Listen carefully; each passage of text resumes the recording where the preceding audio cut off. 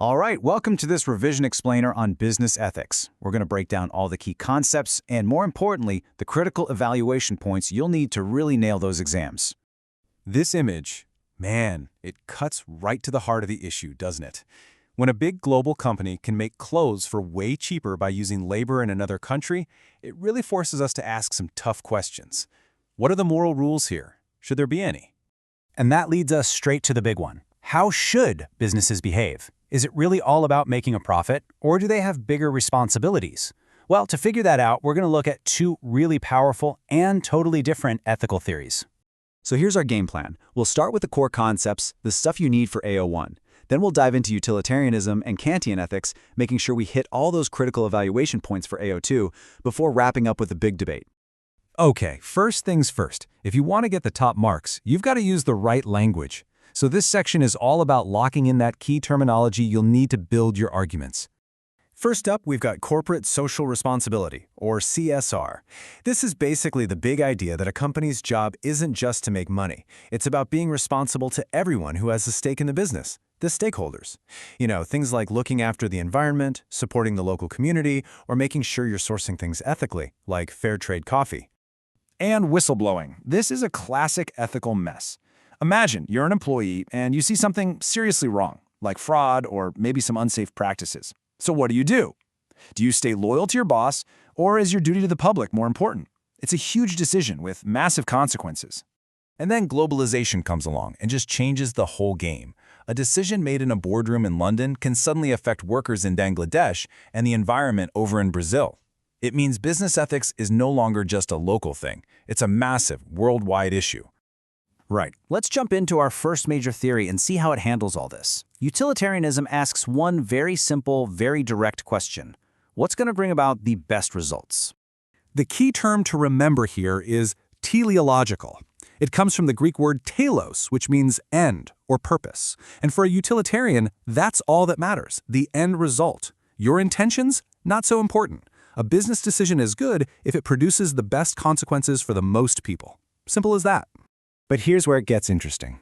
The greatest good isn't just one single idea. So on one side, you've got Bentham. For him, it's all about maximizing pleasure and minimizing pain, a principle advertisers use all the time. But then, on the other side, John Stuart Mill comes along and says, hang on a minute.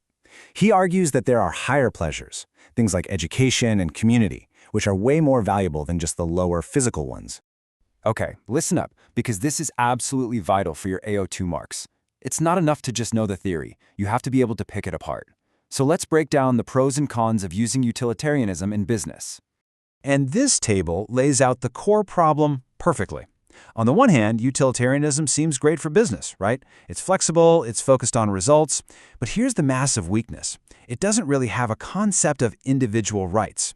In theory, it could actually justify a sweatshop, because the greater good of cheap clothes for millions of people might be seen to outweigh the suffering of a few hundred workers. The minority could be sacrificed for the majority. Okay, let's switch gears completely. If utilitarianism is all about the results, Kantian ethics is all about the rules and your moral duty. So this is a deontological theory, from the Greek word douion, which means duty. For Immanuel Kant, consequences are totally irrelevant. Your duty is everything. Some actions are just right and others are just wrong. End of story. So for a business, lying in an advert is wrong not because you might get caught and lose money, but because lying itself is just wrong. It's your motive that counts.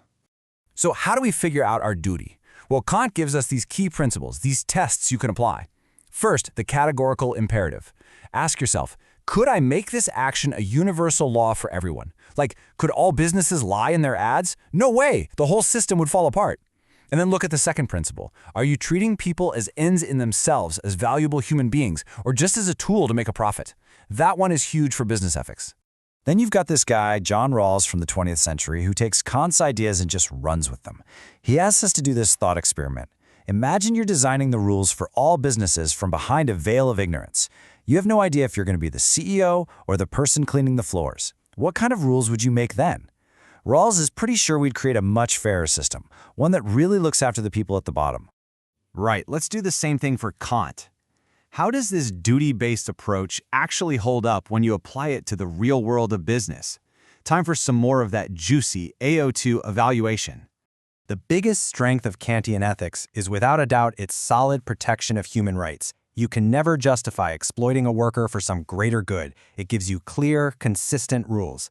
But, and it's a big but, what happens when your duties conflict?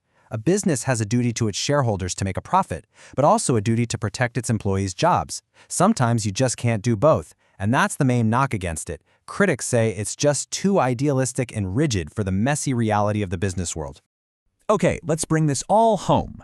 We've seen the results-based approach of utilitarianism and the rules-based approach of Kant. Now we can use them to get to grips with one of the biggest debates in this entire topic. First up, the economist Milton Friedman throws down the gauntlet. He basically argues that a company's one and only responsibility is to its shareholders. Trying to pursue social goals is, for him, just spending other people's money. It's a really powerful argument against the whole idea of CSR. But then you've got Adam Smith, the father of modern capitalism, who has a more subtle take. He suggests that being ethical isn't really about being nice, it's just smart business. If you treat your customers and employees well because it's in your self-interest, because it builds your reputation and makes people loyal, then hey, everyone wins. Good ethics is good business. And this is what it all boils down to. Does your motive matter? For a Kantian, the answer is a massive, capital letters, yes. A company that goes green just for good PR isn't actually being moral. They're acting from the wrong motive. But for a utilitarian? Nah, the motive is totally irrelevant. If the action of going green produces a good outcome, less pollution, then who cares why they did it? It's a morally good action. And Adam Smith would probably agree with that. And that is the question I'm going to leave you with. It perfectly sums up the clash between these two massive ethical theories. And look, there's no easy answer here, but a top-level essay won't just pick a side. It'll weigh up the strengths and weaknesses of both views to come to a really smart, justified conclusion. And that, right there, is the challenge for you to take on.